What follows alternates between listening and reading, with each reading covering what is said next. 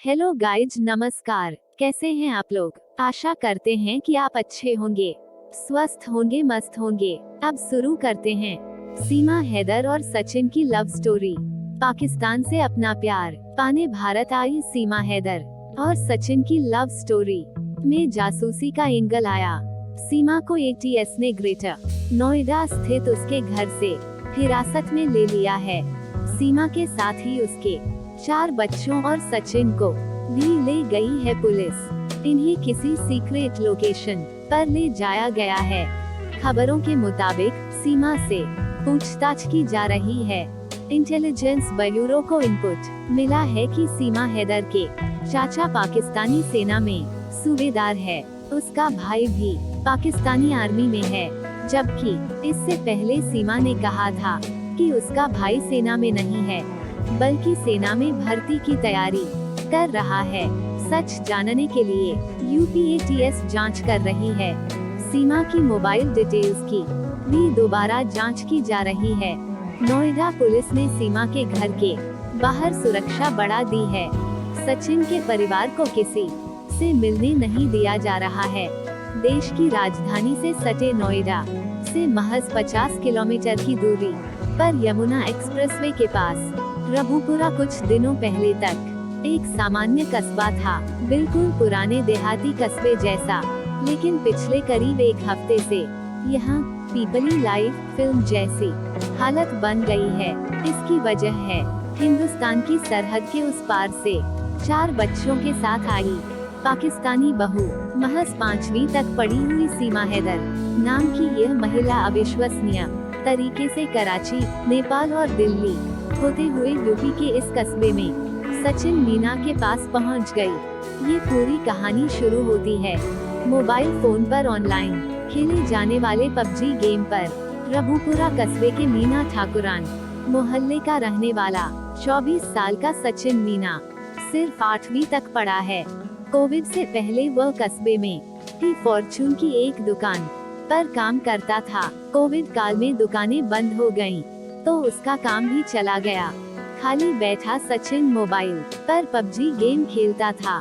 सितंबर 2020 में गेम खेलने के दौरान वह कराची की रहने वाली सीमा हैदर के संपर्क में आया। गेम खेलने के दौरान दोनों अपना माइक्रोफोन ऑन करके रखते थे। इस दौरान वे एक दूसरे से बात करते थे। गेम चैट पर भी बातें किया करते थे। रोजाना 3-4 घंटे वे गेम खेलते और एक दूसरे से बात करते। कराची की रहने वाली सीमा हैदर शादीशुदा है और उसके 4 बच्चे हैं। सीमा ने बताया है कि वह दक्षिणी पाकिस्तान के खैरपुर में रिंद हाजानो गांव की रहने वाली है। 3 बहनों में वह दूसरे नंबर की है। उसका एक बड़ा भाई भी है जो सेना में काम करता है। उसने घर पर आने वाली एक ट्यूशन टीचर से 5वीं तक की पढ़ाई की है। वह 12 साल की ही थी जब उसकी मां की मौत हो गई। सीमा के अनुसार 17 साल की उम्र में परिवार वालों ने 2014 में गुलाम हैदर जखरानी से उसकी जबरदस्ती शादी कर दी। शादी के बाद दोनों कराची चले गए। उसकी बहनें और पिता भी आसपास ही रहने लगे। उनका 2016 में पहला बेटा फरहान और बाद में 3 बेटियां फरवा, फरेहा और फराह पैदा हुए। 2019 में गुलाम हैदर काम करने के लिए सऊदी अरब चला गया और वह घर पर अकेले रह गई। उस समय वह अपनी सबसे छोटी बेटी की देखभाल में लगी रहती थी। सीमा बताती है कि एक बार उससे सचिन की कॉल मिस हो गई।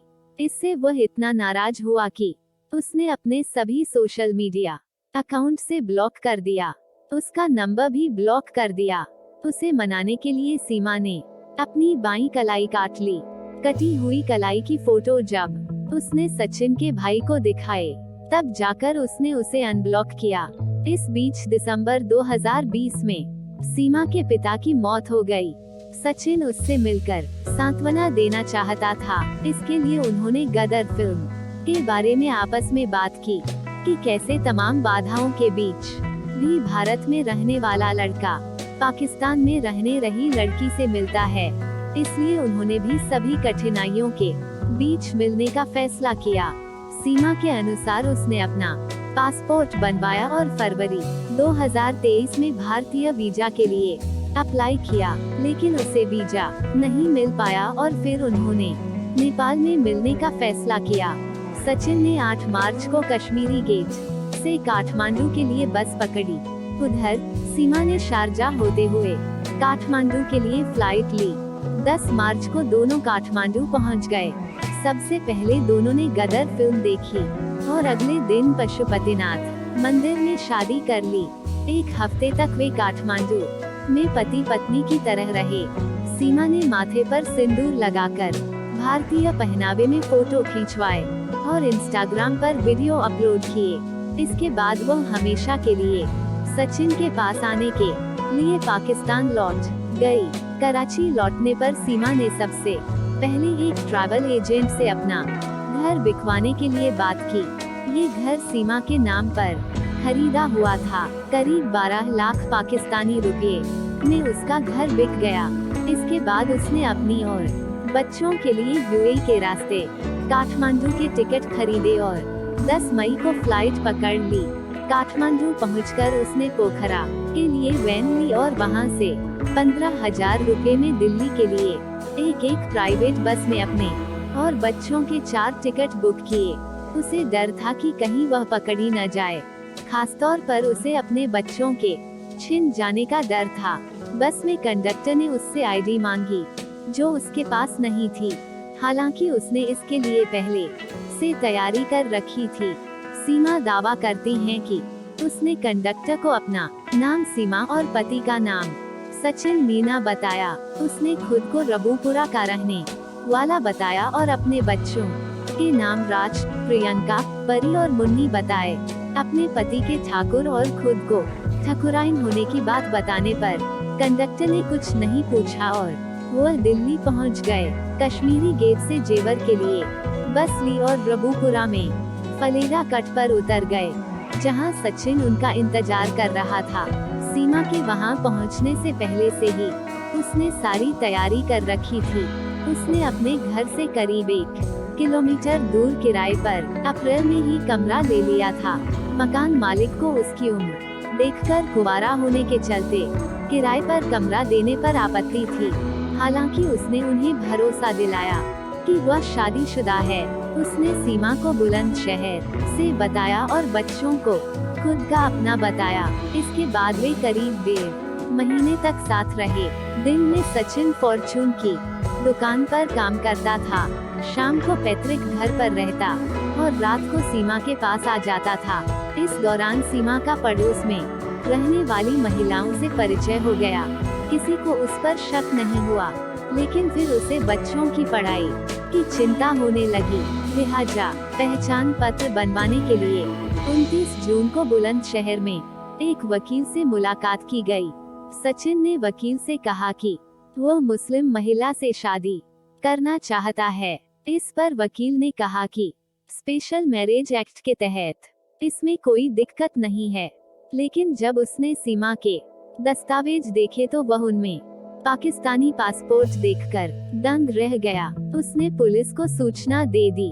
अगले दिन रबूपुरा की अंबेडकर नगर कॉलोनी में जब तक पुलिस उन्हें पकड़ने पहुंचती, वे दोनों बच्चों को साथ लेकर उससे पहले ही वहां से निकल चुके थे।